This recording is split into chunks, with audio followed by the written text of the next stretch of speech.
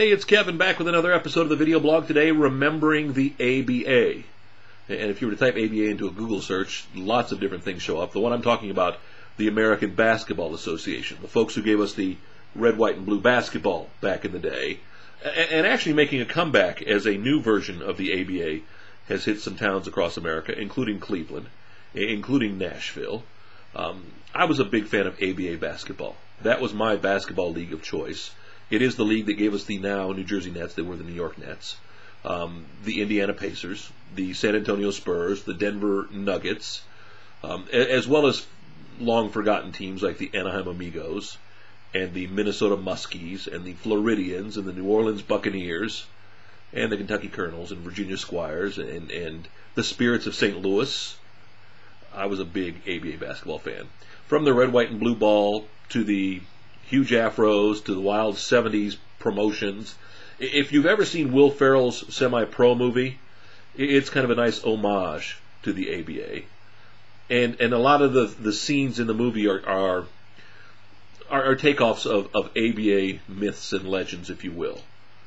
Some of the wild and wacky promotions, to the cheerleaders with the hot pants, to nobody in the stands. There's some truth to a lot of that. The ABA was not as well organized as the NBA, hence why it basically got taken over. But the ABA is the league that gave us Julius Erving, Dr. J, and helped start off the careers of some great ball players. They tried to make a go with the NBA, but didn't. In fact, I highly recommend a website, and I've got it in my website links, remembertheaba.com. A very cool walk through the past with pictures of uniforms and logos and histories of teams, and it only lasted from about 67 to 76. But it was a very cool time, and it was the right time for me as a kid growing up loving basketball.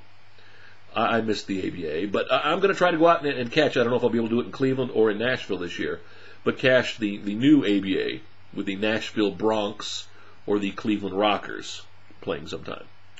And from what I've heard, the crowds aren't there, but they all have dancers, and they play high-flying basketball, and it's almost a semi-pro kind of league. But isn't that what sports is supposed to be about? Lots of fun. I remember going to my ABA games. I remember my first actual real interview with ABA legend Freddie Lewis. That somewhere in my basement there's a cassette tape of me interviewing him in the locker room after the game while I was in junior high school.